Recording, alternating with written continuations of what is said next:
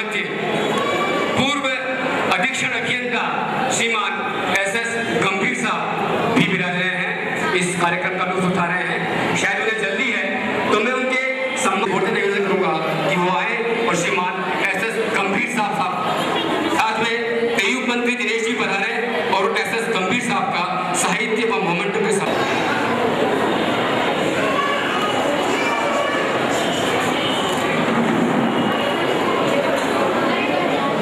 गंभीर साहब का, वैसे तो आप सिविल इंजीनियर हैं, निर्माण कार्य में लगे हैं, कई वर्षों से नगर विकास न्यास के माध्यम से भिलवाड़ा के विकास में, भिलवाड़ा के सौंदर्यीकरण में आपका अभूतपूर्व योगदान था।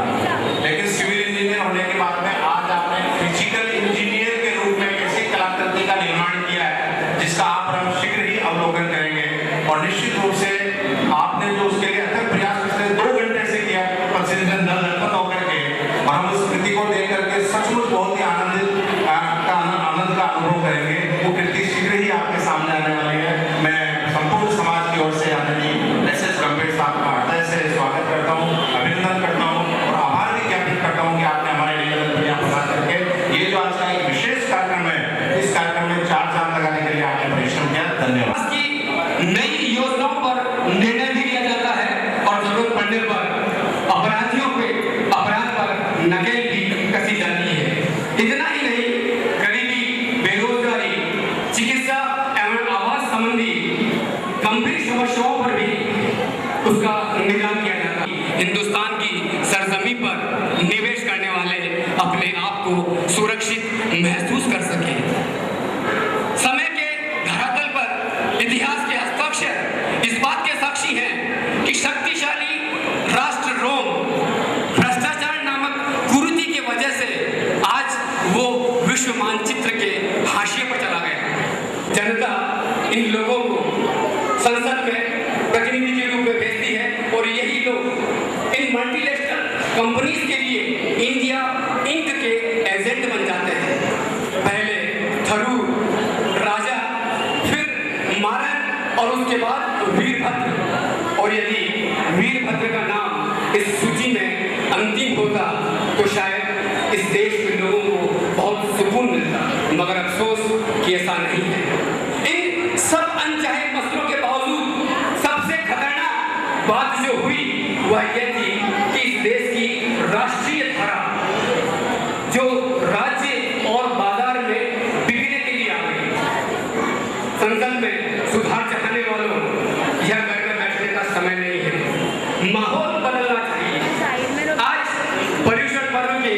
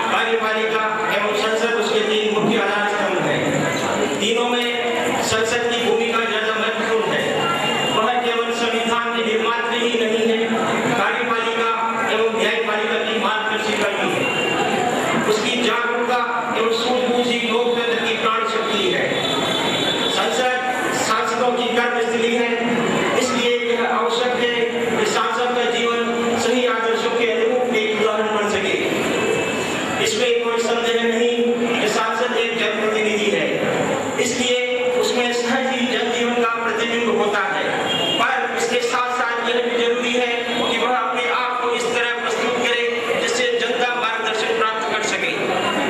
अतः अनुव्रत प्रवर्तक आचार्य तुलसी ने 1980 के दशक में अनुव्रत संसदीय मंच के रूप में एक परियोजना प्रस्तुत की। सांसद आशातीत बनकर इस दिशा में आगे बढ़े, उनसे यह स्थायी अपेक्षित है। लोकतंत्र में दलों के अस्तित्व को स्वीकार नहीं किया जा सकता, क्योंकि यह निश्चय बात है कि राष्ट्र दलों से ऊपर है। व्यक्तिगत रूप से चरित्रवान एवं प्रमाणिक होते हैं। ऐसे अग्रिम पंक्ति के व्यक्ति असांप्रदायिक एवं दलीय भावना से आगे आए एवं राष्ट्र को प्रगति का उन्नयन, स्वस्थ व्यक्ति एवं स्वस्थ समाज की रचना, अध्यात्म एवं मानवीय मूल्यों की प्रतिष्ठा, राजनीतिक दलबंदी से दूर राष्ट्र से विभिन्न स्तरों पर क्रियान्वित के प्रयास अपेक्षित है।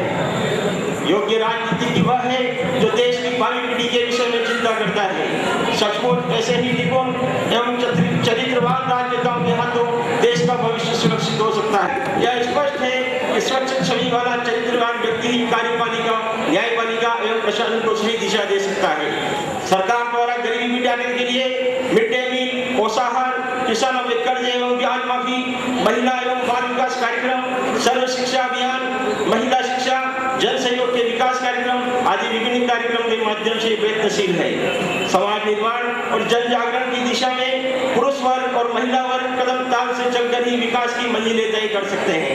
इस दिशा में आचार्य श्री महाश्रमण जी के द्वारा व्यसन मुक्ति, कन्या भ्रूण हत्या निषेध, अनुकंपा की चेतना का विकास जैसे संदेश को लेकर गांव-गांव, डाणी-डाणी पहुंचकर चलाए जा रहे मिशन से देश प्रगति की राह पर आगे बढ़ सकता है। राजनीतियों का सलीका प्रेरणा पाकर महिला समाज में नई क्रांति का सूत्रपात हुआ है।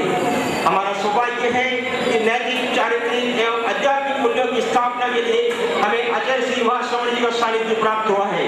आप सांसदों से यह अपेक्षा है कि आपकी नैतिकता के इस फॉर्म में, इस कार्य में सहभागी बनकर 2013-14 में आचार्य श्री तुलसी जन्म शताब्दी में आयोजित कार्यक्रमों के माध्यम से राष्ट्र की आत्मा में ऐसी प्राण प्रतिष्ठा करें कि भारत पुनः सोने की चिड़िया एवं विश्व धर्म गुरु की अपनी अस्मिता को बनाए रखे, विश्व समुदाय का नेतृत्व करे और संपूर्ण विश्व में नैतिकता एवं चारित्रिक मूल्यों का उन्नयन हो।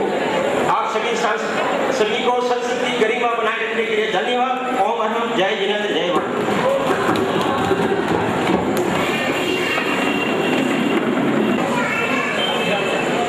संघगान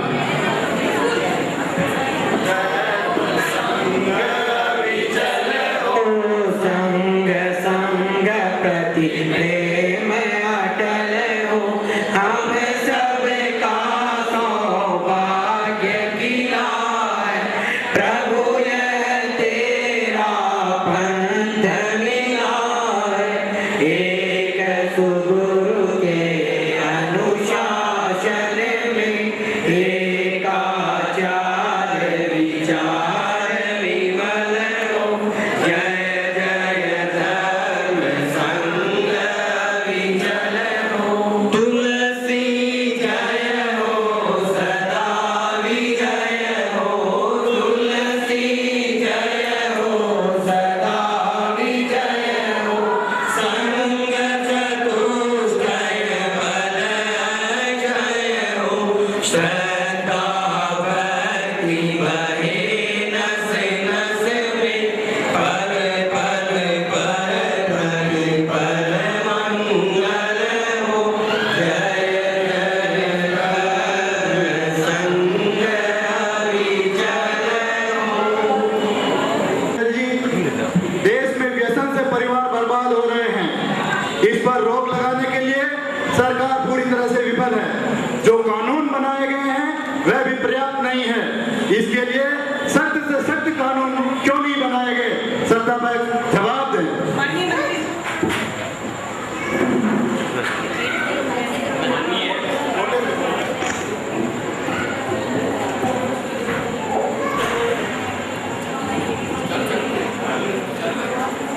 माननीय अध्यक्ष महोदया, सदन के सम्मानित सदस्य जेटली जी ने अपनी मन की पीड़ा इस सदन के सामने उजागर की। मैं माननीय जेटली जी के साथ पूरे सदन को कहना चाहूंगा, सरकार विस्फोट अत्यंत गंभीर है। सख्त से सख्त कानून बनाए जा रहे हैं। तो फिर अभी तक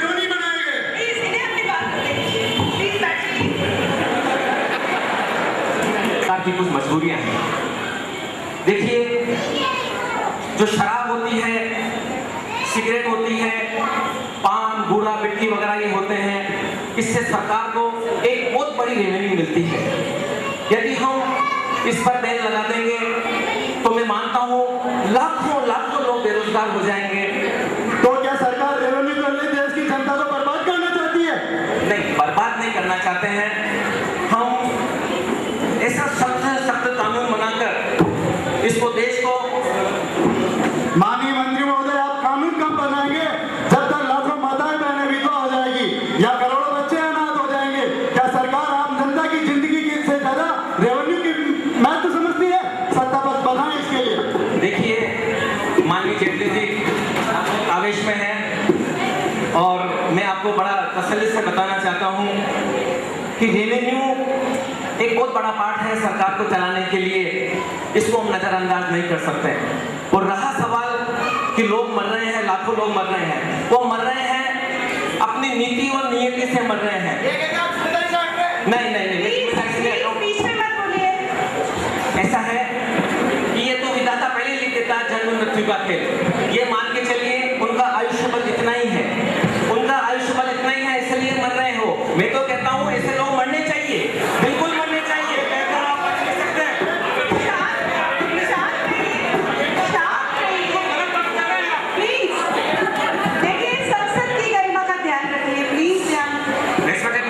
बात करना चाहूंगा अध्यक्ष जी, आपका मंत्री महोदय का तो कहना ये है कि आप कहना चाहते हैं कि सामने बुआ है जार पूछ जाए। इनकी बात पूरी हो जाने दीजिए प्लीज।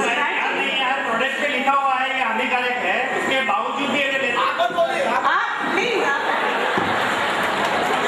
इंस्पेक्टर मैडम, मैं कहना चाहूंगा कि जो जो प्रोडक्ट्स होते हैं, जैसे सिगरेट होता है उसके ऊपर लिखा होता है सिगरेट पीना स्वास्थ्य के लिए हानिकारक है।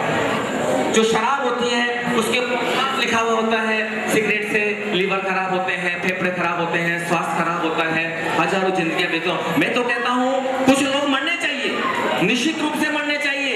जब तक लोग मरें। माननीय मंत्री महोदय, भारतीय जनता आदि तो अनपढ़ है, वो क्या समझेगी आपकी चेतावनियों को? बिल्कुल, हम इस कोर भी तैयार कर रहे हैं, लोगों को साक्षर बनाने का पूरी प्रयास कर रही है। थोड़ा आप मेरी बात को पूरा सुनेंगे माननीय जेटली जी। मैं मानता हूँ आप बड़े प्रखर वक्ता हैं और बड़ा कानून का ज्ञान रखते हैं, लेकिन मेरी बात आप तसल्ली से सुनेंगे तो आपको थोड़ा सा ज्ञान होगा कि आप भी सरकार में रहे हुए हैं, आपने भी 5 साल पूरी सरकार चलाई है। मैं पूछना चाहता हूँ आपकी सरकार ने क्या किया, बताएंगे थोड़ा आप मेरे को। आप मंत्री जी को कहें बात को इतना घुमाए नहीं, घुमा नहीं रहा हूँ, मेरी बात सुनिए आप, मेरी बात को सुनिए, आप बात को खत्म कर रहा हूँ। जो आज ये कानून की स्थिति ऐसी हो गई, खेत में खड़े हुए पुतले के समान हो गई है, जो थोड़े समय तो करते हैं लेकिन उसके बाद में पक्षी खुद उस पुतले के अंदर घोंसला बना देते हैं। इसलिए कानून के भरोसे नहीं रहना, कानून के भरोसे नहीं रहना है, हमें अपने खुद को काम करना होगा। क्या यह कहकर सरकार अपनी नैतिक जिम्मेदारी से मुक्त होना चाहती है? देखिए माननीय जेटली जी, प्लीज इसे कंक्लूड करिए। मैडम, मैं बहुत जल्दी अपने बात को संपन्न करूँ। ऐसा है कि सरकार अति गंभीर है इस मसले को लेकर। मैं मानता हूँ कि व्यसन मुक्त भारत होगा तभी भारत का विकास होगा, ये बात बिल्कुल सही है, लेकिन हमारे कानून के साथ साथ हमें खुद को संकल्प कराना होगा। आज देखिए इस युग के महान जनाचार्य आचार्य श्री महाश्रमण जी जो रसोई में विराज रहे हैं और अपनी श्वेत सेना के माध्यम से पूरे देश के अंदर एक संदेश दे रहे हैं कि व्यसन मुक्त जीवो, व्यसन मुक्त जीवो। क्या हम उनके संकल्प को साकार नहीं कर सकते हैं? कम से कम इस सदन के अंदर बैठे हुए लोग, जो हमारे साथी बैठे हुए हैं लोग, वो तो कम से कम संकल्प करें कि हम व्यसन मुक्ति का प्रचार करेंगे और हम जल्दी से जल्दी सख्त से सख्त कानून बनाकर इस पर मतलब करने की कोशिश करेंगे। और जो संस्थाएं और जो व्यक्ति व्यसन मुक्ति के प्रचार कर रहे हैं उनके हमें पुरस्कार की घोषणा कर रहे हैं। तो that's all, thank you madam. माननीय अध्यक्ष महोदय, प्रचार प्रसार किया जाए। बिल्कुल, लगता है इस बात से पूरा सदन सहमत है। इंस्पेक्टर मैडम, बहुत जल्दी एक बनाकर हम आपके सेवा में रखेंगे और पूरे देश में व्यसन मुक्ति का प्रचार प्रसार करेंगे, इसके लिए करेंगे। माननीय सुषमा जी स्वराज। माननीय अध्यक्ष महोदया, सदन की अनुमति से आपने मुझे यहाँ अवसर दिया, उसके लिए धन्यवाद। महोदया जी, यह धारावाहिक का एपिसोड नहीं, ज्वलंत बुराई का चित्रण है। महोदया जी,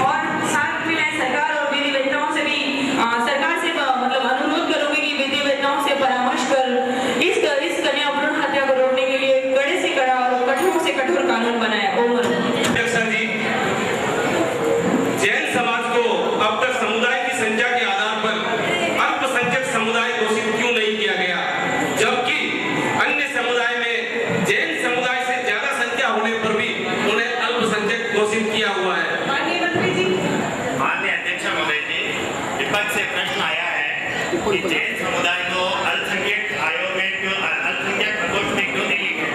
मैं इस बारे में सदन को ये बताना चाहता हूँ कि अल्पसंख्यक आयोग का जो गठन हुआ वो मुख्य रूप से उन जातियों और उन धर्मावलंबियों के लिए हुआ है जो मूल रूप समस्याओं से कमजोर थे और उनको अनुदान और आरक्षण देके उनको कुछ बढ़ाया जा सके, उनको उस हिसाब से इसका अल्पसंख्यक आयोग का हुआ है। और जहाँ तक जैन धर्मावलंबियों की बात है वो बहुत ही समृद्ध और प्रबुद्ध है।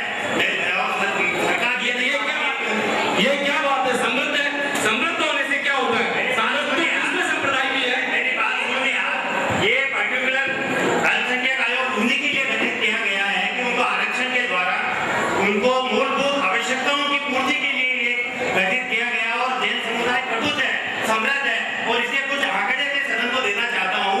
जैन समुदाय आज संख्या के बल पे चाहे कम हो, लेकिन मैं सदन को ये बताना चाहता हूँ कि संख्या बल में कम होने के बाद भी व्यक्तिगत रूप से इनकम टैक्स का आज सबसे ज्यादा प्रतिशत जैन समाज पे कर रही है।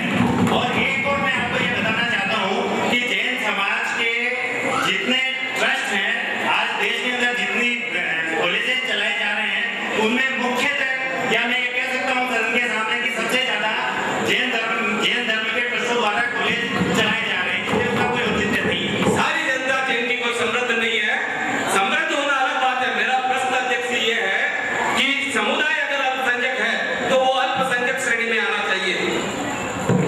जहाँ तक अल्पसंख्यक श्रेणी की बात है तो जैन धर्म एक पुराना धर्म है और जो इसके बारे में बताया गया है उसके अनुसार जैन धर्म एक अभिमत है। इसको शायद जैन धर्म नहीं कह सकते, एक अभिमत। ये अभिमत से आपका क्या अभिप्राय है? अभिमत ये है कि जैन धर्म में जो भी इसके सिद्धांतों का पालन करता है वो जैन धर्म अपना सकता है। एक बेसिक रूप से ये अभिमत हो गया। तो इस हिसाब से अध्यक्ष जी, मंत्री जी ऐसा कैसे कर सकते हैं? मंत्री जी को शायद ये मालूम ही नहीं है कि भारतीय संविधान ने जैन धर्म को एक अलग ही धर्म माना है। अतः मैं ये आपके द्वारा कहे गए अभिनव शब्द के बिल्कुल खिलाफ हूँ और आरक्षण और अल्पसंख्यक कहना चाहूंगा जैन समाज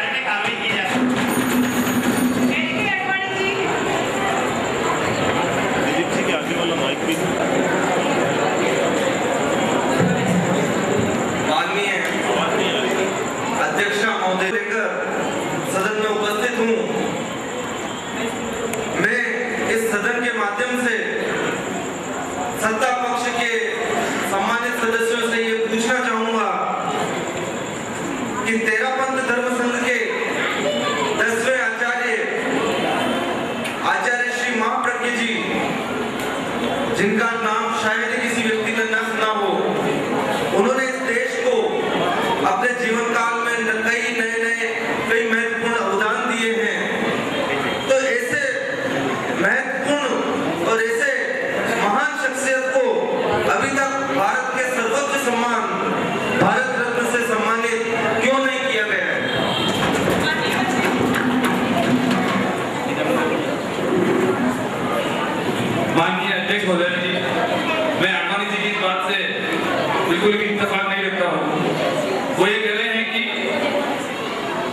देश का सर्वोच्च सम्मान भारत रत्न आचार्य महाप्रज्ञ जी को दिया जाए। मैं उन्हें ये बताना चाहता हूँ कि संसद का अपना एक तरीका है, उसके तहत विभिन्न पहलुओं को ध्यान में रखकर ही इस तरह के सम्मान के लिए हम किसी का नाम सोच सकते हैं। उनके बाद में कोई ऐसी बात माननीय अध्यक्ष जी, मैं मंत्री जी को टोकना चाहूंगा। इस सम्मान की गरिमा को देखते हुए ही मैंने ऐसी शख्सियत को इस सम्मान के लिए यहाँ उनका नाम रखा है। क्यों? क्योंकि मेरा ऐसा मानना है कि अगर आचार्य श्री महाप्रज्ञ जी जैसे व्यक्ति को यह सम्मान दिया जाता है तो शायद तक इस सम्मान की भी गरिमा और बढ़ जाएगी। अध्यक्ष महोदय जी, कभी रामन जी से ये पूछा जाए कि ऐसी क्या करती है उनके भारत, क्यों आचार्य महाप्रज्ञ जी को ही है? इस देश के अंदर ऐसे कई धर्म नेता हैं, जैन धर्म में अपने आप में बहुत नेता है और जैन धर्म के अलावा भी कई ऐसे नेता हैं, बहुत से ऐसे धर्म है, तो केवल महाप्रज्ञ जी को ये सम्मान क्यों दिया जाए? माननीय अध्यक्ष जी, मैं मंत्री जी को बताना चाहूंगा कि आज मैं आचार्य श्री महाप्रज्ञ जी का नाम लेकर देश के अनेक संतों से उनकी कोई तुलना नहीं कर रहा हूँ। मैं ऐसा नहीं कह रहा हूँ कि आज आचार्य श्री महाप्रज्ञ जी ये ऐसे संत हैं, और भी संत हैं, अनेक संत हैं जो आज समाज सेवा कर रहे हैं, लेकिन आचार्य श्री महाप्रज्ञ जी एक ऐसे व्यक्तित्व हैं जिन्होंने इस देश को नई दिशा दी है। उन्होंने इस देश के नवनिर्माण में अपनी महत्वपूर्ण भूमिका निभाई है। आज मैं एक घटना यहाँ रखना चाहूंगा। गुजरात जब हिंसा के दौर से गुजर रहा था, तब मैं इस देश का गृह मंत्री था। मैंने उस वक्त उस सुलगते हुए गुजरात को भी देखा है और वहाँ चातुर्मास कर रहे आचार्य श्री महाप्रज्ञ जी को भी देखा है। उन्होंने गुजरात पर जो हिंसा की काली छाया छाई हुई थी, काले बादल मंडरा रहे थे, उस वक्त अपनी प्रेरणा से, अपने तेज से,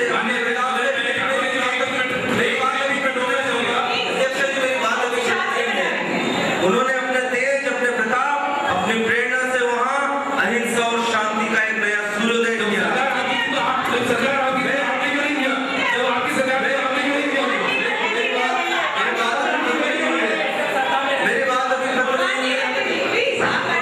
उन्होंने इस देश को प्रेक्षा ध्यान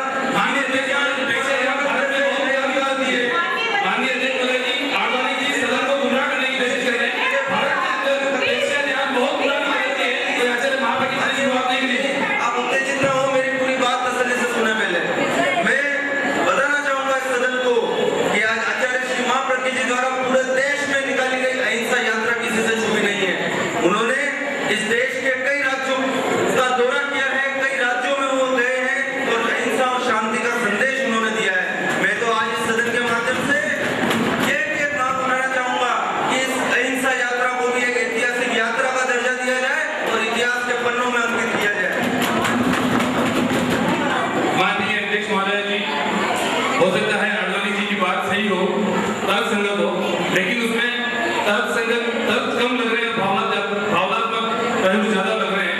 हमारे पास इस सर्वोच्च सम्मान के लिए कई क्षेत्रों से नाम आए हुए हैं। मैं इस सदन को ये बताना चाहता हूँ कि भारत के अंदर क्रिकेट के क्षेत्र में अपना नाम कमाने वाले भारत के महान खिलाड़ी सचिन तेंदुलकर का नाम हमारे पास है। फिल्म जगत से जुड़े अमिताभ बच्चन का नाम हमारे पास है, और भी कई नाम हमारे पास इस सदन में भारत रत्न के लिए आए हुए हैं। तो ऐसा महाप्रज्ञ जी को माननीय अध्यक्ष जी, मैं वापस एक बार मंत्री जी को टोकना चाहूंगा। जिस तरह के उदाहरण वो सदन में दे रहे हैं, वो सचिन तेंदुलकर का नाम ले रहे हैं, वो अमिताभ बच्चन का नाम ले रहे हैं, मैं उन्हें बताना चाहूंगा कि सचिन तेंदुलकर ने क्रिकेट के क्षेत्र में हालांकि काफी नाम कमाया है, देश का नाम रोशन किया है। अमिताभ बच्चन ने बॉलीवुड इंडस्ट्री, फिल्म इंडस्ट्री में नाम कमाया है, लेकिन उसके साथ साथ उनके पीछे उनका कोई लक्ष्य था, उनका कोई ध्येय था। उन्होंने इसका करोड़ों रुपए का मेहनताना भी वसूला है। मैं इस सदन के माध्यम से बताना चाहूंगा, आज मैं जिस शख्सियत के नाम को लेकर यहाँ खड़ा हूँ, ऐसे आचार्य श्री महाप्रज्ञ जी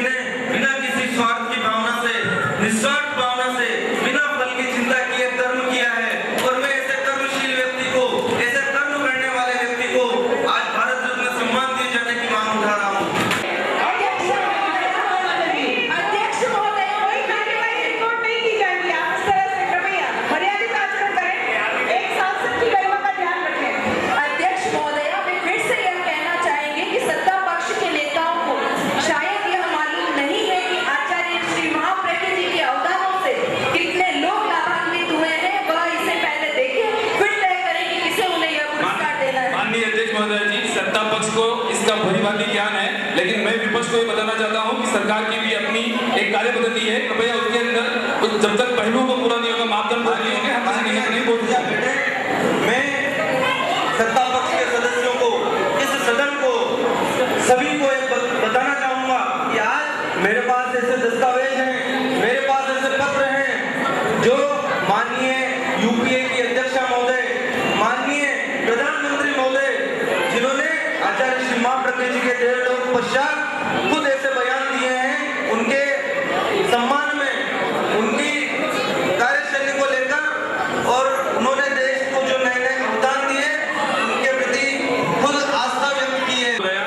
मैंने अभी माननीय प्रधानमंत्री महोदय से और श्रीमती सोनिया जी से इस बारे में वार्ता करी है। निश्चित रूप से उनके पास भी इसके बारे में संवाद आया है, तो मैं इस सदन को ये बताना चाहूंगा कि उनकी जो मांग है हम उसके बारे में विस्तृत चर्चा करके अगले सदन के अंदर इसके ऊपर विस्तृत बातचीत करेंगे। गोपीनाथ जी मुंडे। माननीय अध्यक्ष महोदय जी, सरकार द्वारा 15 अगस्त 26 जनवरी महावीर जयंती को अहिंसा दिवस घोषित की है। सरकार का ध्यान इस ओर दिलाना चाहूंगा कि आज इन पवित्र दिनों के दौरान पंचायत में कोई रोक नहीं है। सदन में सरकार स्पष्ट करे कि इन प्रतिबंध की अनुपालना और हेतु सरकार ठोस कदम क्या उठा रही है। माननीय मंत्री जी। माननीय अध्यक्ष महोदय, मैं सदन को जानकारी देना चाहूंगा कि राष्ट्रीय पर्वों महावीर जयंती पर संसद में पूर्व में भी एक विधेयक लाकर कानून बनाया गया है और जिसकी पालना नियमित हो रही है। अगर ऐसी कोई जानकारी संसद में पेश करेंगे तो उसकी निष्पक्ष जांच करा के आगे कार्रवाई की जाएगी। मंत्री जी को मैं कहना चाहूंगा कि पर्युषण पर्व को अहिंसा दिवस के रूप में घोषित किया जाए। माननीय अध्यक्ष महोदय, जैसा कि पर्युषण पर्व को अहिंसा दिवस घोषित किया जाए, मैं ये बताना चाहूंगा कि पर्युषण पर्व 7 दिन 8 दिन चलते हैं और 8 दिन तक अहिंसा दिवस घोषित करना असंभव सा है। तो मैं मंत्री जी को कहना चाहूंगा कम से कम पर्युषण पर्व के संवत्सरी को तो अवकाश घोषित करके और अहिंसा दिवस के रूप में घोषित किया जाए। माननीय अध्यक्ष महोदय, संवत्सरी पर्व को आप अहिंसा दिवस घोषित कराना चाहते हैं, पर जानकारी मैं देना चाहूंगा कि भारत में अभी आज की तारीख में 196 जैनाचार्य हैं और जैनाचार्यों द्वारा अभी तक भी एक दिवस को संवत्सरी घोषित नहीं किया है। अलग अलग दिवसों पर संवत्सरी मनाई जाती है, तो क्या अहिंसा दिवस को अलग अलग थोड़ी मनाया जाएगा? इसलिए अगर जैन समाज एकत्र होकर एक संवत्सरी दिवस घोषित करे तो सदन ये ऐसा कानून लाके और अहिंसा दिवस घोषित करने की कार्रवाई करेगा। गांधी जी।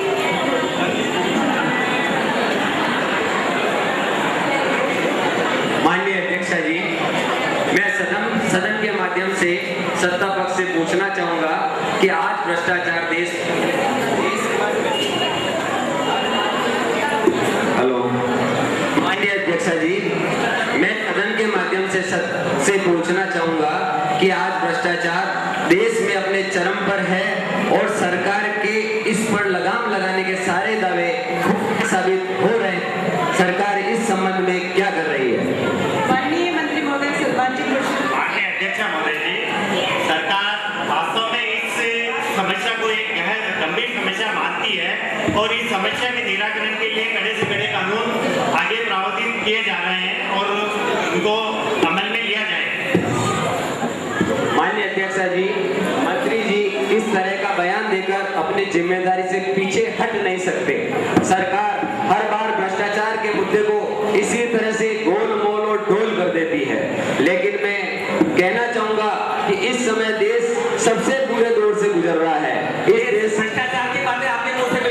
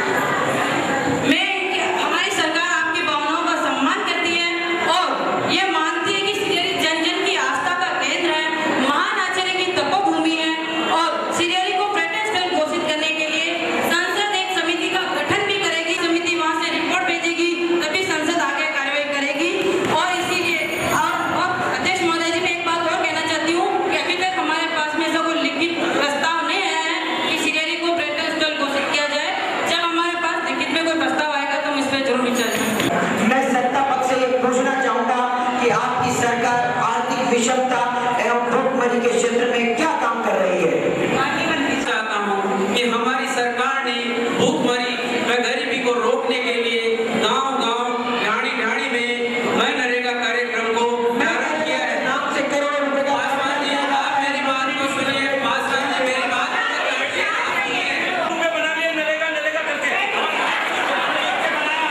मेरी बात को पूरा होने दीजिए। घोषणाएं होती है कि 2000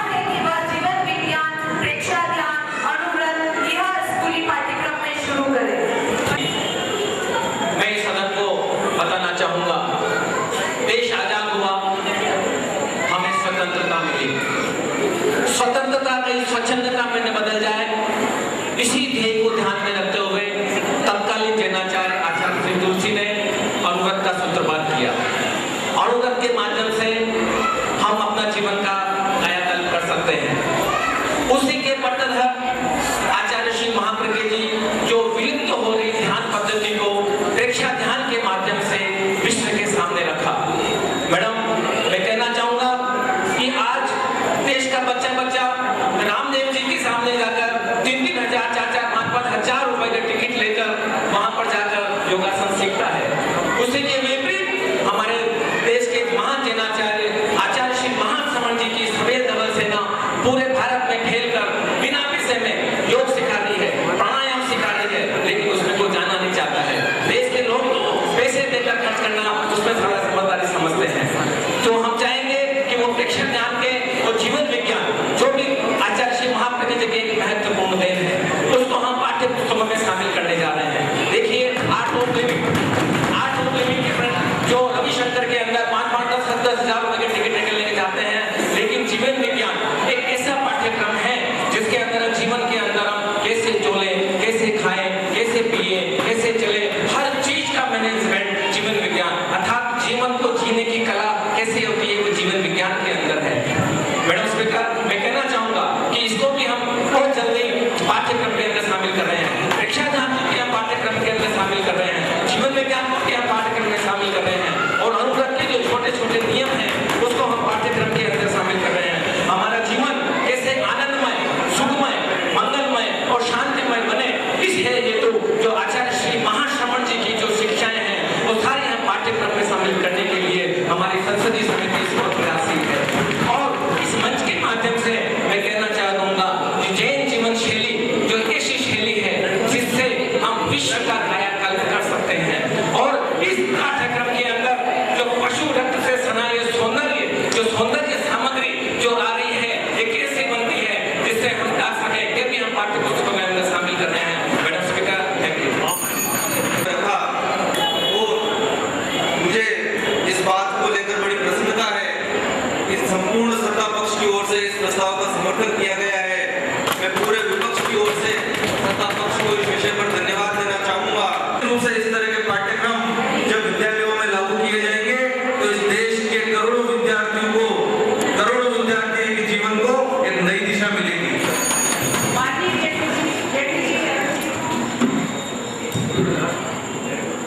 माननीय अध्यक्ष जी, आगामी 17 सितंबर 2012 को देश का एक बड़ा एनजीओ अखिल भारतीय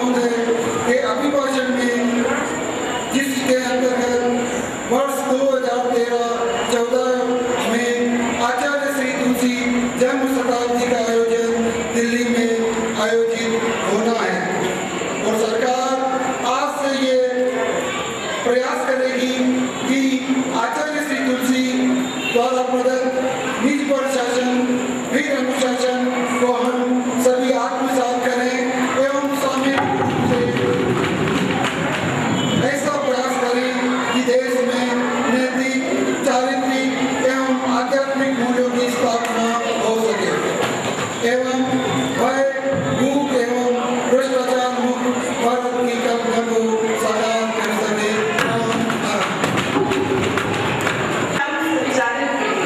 आप सभी सम्माननीय सांसदों का धन्यवाद देती हूँ और साथ ही एक आह्वान करना चाहती हूँ कि यदि इसी प्रकार आप सभी सांसद समय का सदुपयोग करते रहे और महत्वपूर्ण मुद्दों पर गंभीरतापूर्वक चिंतन करते रहे, सकारात्मक रूप से इस पर निर्णय देते रहे, एक मुद्दों पर आपसी सहमति जिस प्रकार से आज महत्वपूर्ण मुद्दों पर बनी है ताकि राष्ट्र का चरित्र निर्माण हो सके, मैं आशा करती हूँ कि आगे के इस सत्र में इसी तरह से चलते रहेंगे शांतिपूर्वक और इस महत्वपूर्ण जो हमारी ये देश की संसद है, इससे एक अच्छा मैसेज पूरे देश में जाएगा कि आप सब बड़ी शांतिपूर्वक देश की समस्याओं पर गंभीरता से चिंतन कर रहे हैं और किसी निर्णय पर आम सहमति से पहुंच रहे हैं।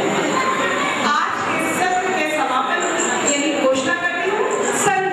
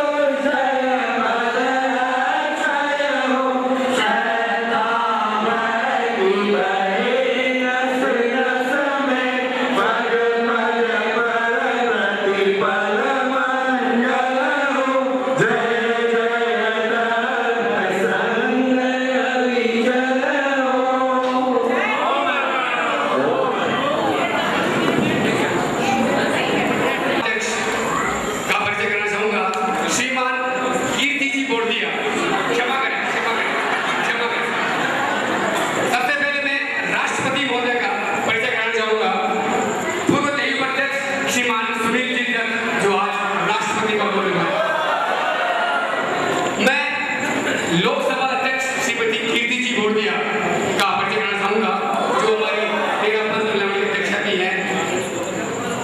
सत्ता पक्ष अध्यक्ष श्रीमती सोनिया जी गांधी का मैं परिचय कराना चाहूंगा, श्रीमती चंदा जी बॉबे। माननीय प्रधानमंत्री महोदय, मेरे ख्याल से यदि किसी कोई काम हो दिल्ली वाला तो वो क्या कर सकते हैं, श्रीमान अशोक सिंह भी जो लगभग पीएम भी रह रहे हैं। वित्त मंत्री पी चिदम्बरम जिनका रोल निभाया नवीन जी वागेचर जी ने।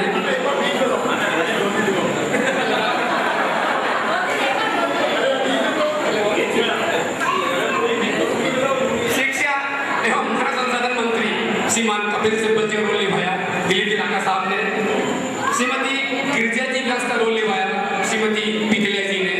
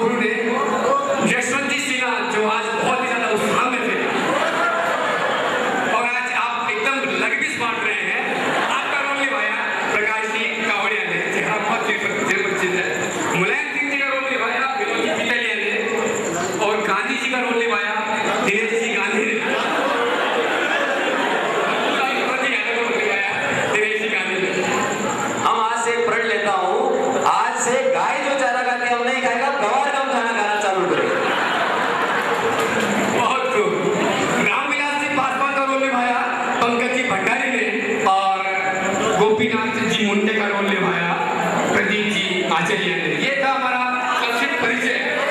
और लोकसभा महासचिव का रोल निभाया संतोष जी सिंह जी ने, बहुत अच्छा रोल निभाया अपना। मेरे ख्याल से इस कार्यक्रम का सफल संचालन हमारे श्री रजनी का संचालन था।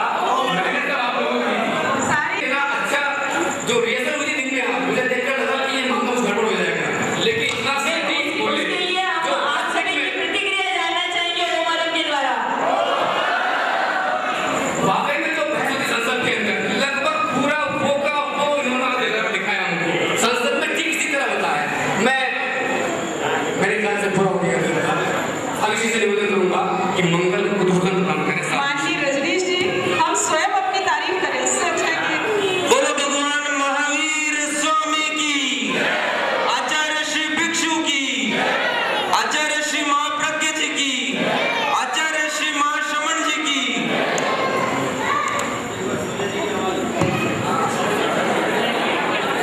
आचार्य श्री महाश्रमण जी के चरणों में अभिवंदना। उपस्थित भैया और बहनों, भीलवाड़ा में शायद ये कार्यक्रम पहली बार हुआ। आप लोगों ने पहले नहीं देखा होगा। ये एक दिन की संसद और किस प्रकार रोल अदा किया, आप सब लोगों को अच्छा लगा होगा। और इसीलिए देखिए पूरा रोल अचानक बढ़ा है पहले से अंत तक। और इन जिन्होंने भी रोल अदा किया है खूब निभाया है और अच्छी तरह से अपनी प्रस्तुति दी है, अच्छी तरह से अपना पक्ष विपक्ष रखा है। खुशी की बात है कि संसद में कई राष्ट्रपति हैं, लोकसभा अध्यक्ष हैं, प्रधानमंत्री हैं या दूसरे जितने भी सांसद हैं, सब ने पक्ष रखा, विपक्ष रखा, चर्चा चली, वाकआउट भी हुआ, सब कुछ हुआ। जो जो मुद्दे उठाए गए हैं बहुत अच्छे मुद्दे उठाए गए हैं और वर्तमान की अपेक्षा है, वर्तमान में जिन चीज़ों की अपेक्षा है वही मुद्दे उठाए गए हैं और उन पर चर्चा परिचर्चा हुई। और ये सदन चाहता है कि इन मुद्दों पर विचार करके प्रस्ताव पारित करें और लागू करें। तो अवश्य ही संसद इन बातों पर विचार करेगी और इन मुद्दों पर अगर कुछ प्रस्ताव पारित करके लगाएगी तो अवश्य ही अपने संघ की सेवा होगी। और आचार्य श्री फिर से आचार्य श्री महाप्रज्ञ, आचार्य श्री महाश्रमण ने जो जो अवदान दिए हैं देश को, राष्ट्र को या मानव समाज को, तो उनकी क्रियान्विति होगी और अवश्य ही देश का भला होगा, देश का सुधार होगा। जा सकते हैं अगर संसद इस तरह से कदम उठाएगी तो अवश्य ही भ्रष्टाचार से मुक्ति होगी और देश का सुधार होगा, देश का भविष्य उज्जवल बनेगा।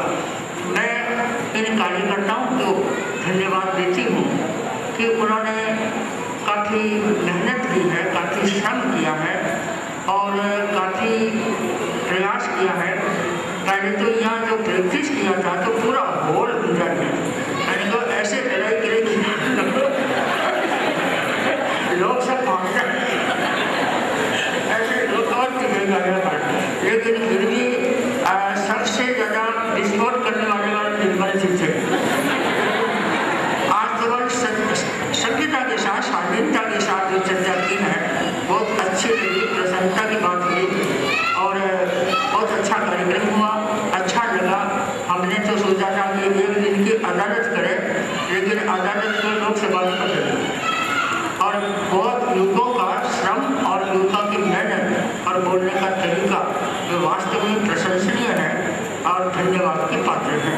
मैं सबके लिए मंगल कामना करती हूँ कि और ज़्यादा प्रगति करते रहें और ज़्यादा विकास करते रहें और ऐसे ऐसे कार्यक्रमों के माध्यम से हमारे तत्वों की प्रस्तुति दें ताकि लोगों को पता लगे और आने वाले सदन में बैठने वाले जितने भी श्रोतागण हैं उन लोगों को भी कुछ मिले कि आचार्य भिक्षु ने क्या करना चाहते हैं, आचार्य तुलसी क्या चाहते हैं, तो सब लोगों को पता लग जाए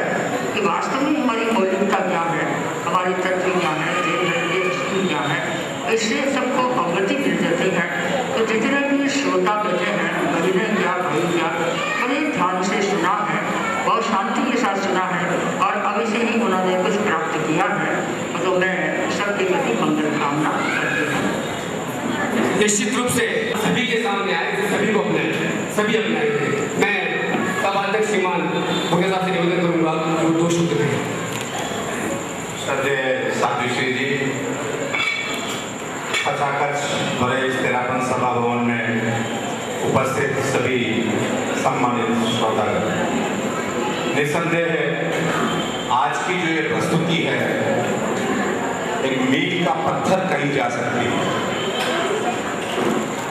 मैं बहुत अधिक विस्तार से नहीं कहना चाहता, लेकिन जो मुद्दे आज इस कार्यक्रम के माध्यम से सदन के सामने आए हैं, सही मायने में यदि इन मुद्दों को केंद्र की सरकार चाहे किसी भी पार्टी की हो अगर स्वीकार कर ले, इस देश का निश्चित रूप से कायाकल्प हो सकता है, इसमें कोई बुराई नहीं। कार्यक्रम के अंतर्गत जो मुद्दे आए हैं, मैं चाहूंगा हमारे समाज के जो वरिष्ठ जन है इसका एक प्रारूप बनाएं, इन मुद्दों को संक्षिप्तीकरण करके निश्चित रूप से भिलोड़ा तेरापंथ समाज की एक आवाज केंद्र तक पहुंचाने का प्रयास हम लोग उसके माध्यम से करेंगे। ये मेरा विश्वास है। जहां तक प्रस्तुति का प्रश्न है, मैं सोचता हूं जितनी मेहनत इन सब पार्टिसिपेंट्स ने की है, मैं इनकी जितनी प्रशंसा करूं संपूर्ण समाज की ओर से उतना कम है। जिस किसने के भी दिमाग में ये प्लॉट आया हो, ये मन बना हो क्रिश्चियन का आयोजन करना चाहेंगे और वो आयोजन को उन्होंने आज साकार किया, तो निश्चित रूप से वो स्वयं भी अपने आप को प्रसन्न महसूस करेंगे। श्रद्धेय साध्वी सिंह जी की तो प्रेरणा हर कार्यक्रम में हर वक्त रहती है, लेकिन मेरा ऐसा मानना है कि इस विशिष्ट कार्यक्रम के आयोजन में आपकी विशिष्ट प्रेरणा और विशिष्ट भूमिका रही और आप स्वयं भी चिंतित रही होंगी अंतिम क्षण तक। मैंने जो सपना देखा था कि वो किस रूप में साकार होता है और सर्वाधिक आत्मसंतुष्टि आपको आज इस अवसर पर हो रही होगी कि मैंने जैसा सोचा था उससे भी कई गुना बेहतर ये कार्यक्रम आज संपादित हुआ। भाई श्री निर्मल जी गोखरू के बारे में तो आपने बताया कि जिनमें जितने उत्तेजित थे, जितने आक्रामक थे, जितने गुस्से में थे, बहुत अधिक शालीनता और सोबरनेस से आपने आज प्रदर्शन किया। लेकिन निश्चित रूप से संपूर्ण समाज की तो क्या राय हो सकती है मुझे नहीं मालूम, लेकिन व्यक्तिगत रूप से मैं दो कैरेक्टर की विशेष रूप से प्रशंसा करना चाहूंगा। सर्वप्रथम श्रीमती सोनिया गांधी जी के रोल में श्रीमती चंदा जी बाबेल जब ये बोलना शुरू किया, यदि अगर हमारी आंखें बंद होती है, प्रत्यक्ष नहीं देख रहे होते, केवल कानों से सुन रहे होते, तो हमको ऐसा ही महसूस होता है कि सोनिया गांधी ही बोल रही है। बिल्कुल उसी शैली के अंदर जो आपने किया, मैं चाहूंगा एक बार आप पुनः उस चीज को एक बार और दोहराएं। दूसरा, जब हमने आदरणीय मनमोहन सिंह जी को यहाँ देखा तो बहुत सारे लोग सोच रहे होंगे ये कौन है, ये कौन है, क्योंकि अधिकांश चेहरे तो पहचान आ रहे थे कि ये दिलीप जी हैं, नवीन जी हैं, ये महावीर जी हैं, या ये अंकुर जी हैं, राकेश जी हैं। लेकिन मैं भी एक बार सोच रहा था, मुझे बताया तो था अंकुर ने कि अशोक जी सिंह भी मनमोहन सिंह जी का रोल करने वाले हैं, लेकिन सचमुच माने तो जब भी आके बैठे तो मुझे अशोक सिंह जी का स्मरण नहीं आया। मैं बहुत देर तक सोच रहा यार ये कौन है, ये कौन है, लेकिन जब आप बोलना शुरू किए तो आपकी आवाज भी हूबहू मनमोहन सिंह जी की भांति और आपका चेहरा नजर आया। मैं चाहता हूं कि आप दोनों एक बार अपने उन संवादों को पुनः दोहरा के इस समाज को करें। सबसे बड़ी क्या करेगा, मैं रिपोर्टिंग करूंगा बिना पूछे, वो अभी भी देखो रिपोर्टिंग कर रहा है, निश्चित रूप से उस कमी को भी उसने पूरा कर दिया। मैं उसको भी धन्यवाद देता हूँ, बधाई देता हूँ और मैं संपूर्ण समाज का और समाज के माध्यम से सभी प्रस्तुतकर्ताओं का, विशेषकर युवा परिषद, महिला मंडल और कीर्ति जी तो सभापति है ही और सभापति रहेंगी आगे तक, इन सबका भी मैं आभार प्रदर्शित करता हूँ। धन्यवाद। ओम नमः। चंदा जी बाबेल और अशोक जी सिंह जी से मेरा निवेदन, कृपया एक बार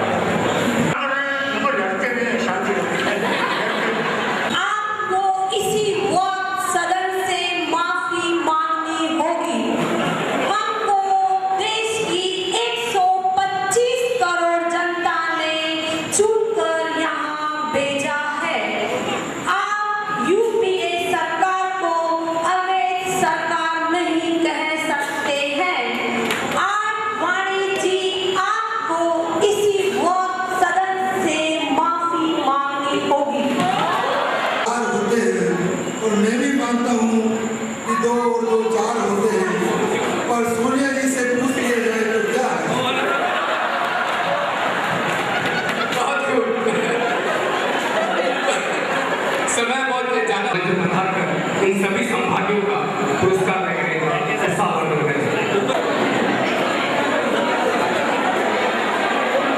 श्रीमान निर्मल जी गोखरू थोड़ा जल्दी बना रहे हैं। श्रीमान निर्मल जी गोखरू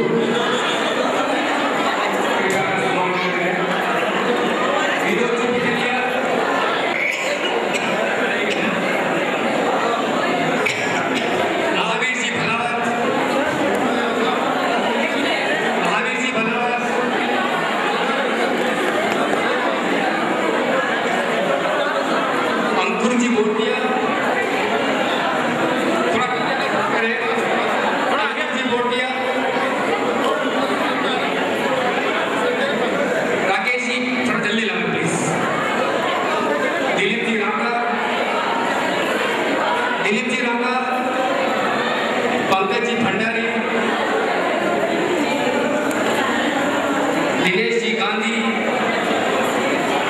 आपका नंबर आ गया है। ललित जी दुग्गल,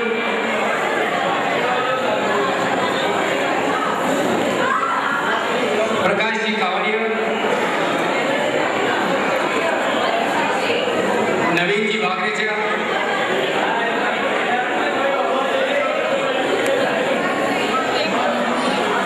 अशोक जी सिंघवी, माननीय प्रधानमंत्री महोदय मनमोहन सिंह जी पधारे।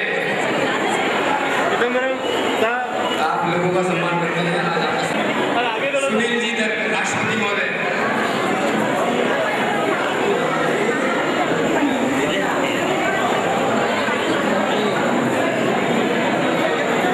श्रीमती कीर्ति जी गोरदिया, संतोष जी सिंह जी लोकसभा महासचिव, संतोष जी सिंह जी,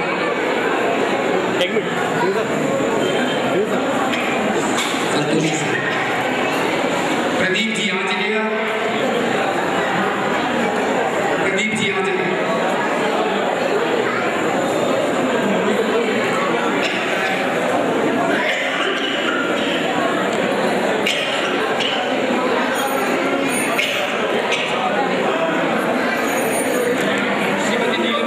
श्रीमती नीलम जी लोढ़ा,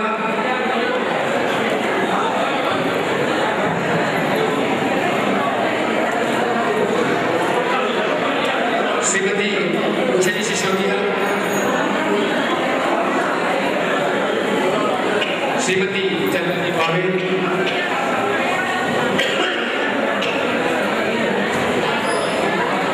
सीमा दिनेश जी कोठारी,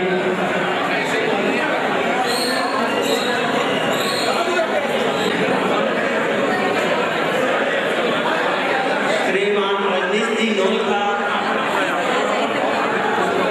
ओम आनंद के साथ आपका उत्साह बनाएं।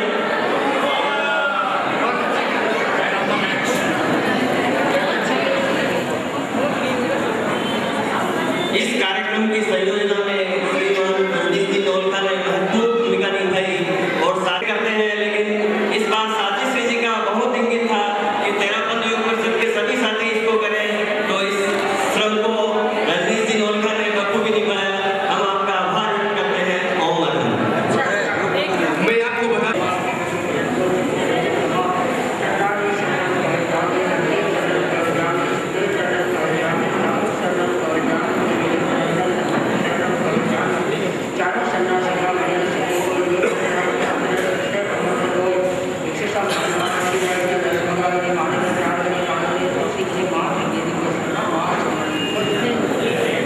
थोड़ा मैं कहना भूल गया था, राहुल गांधी का पुत्र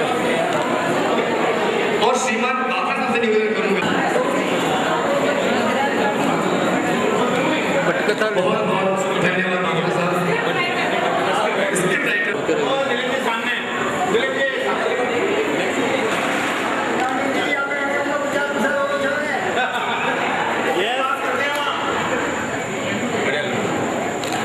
थैंक यू।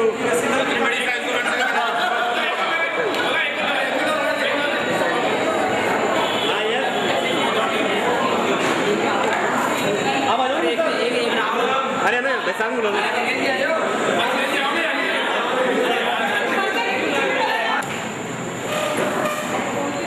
ओके रखना के बाद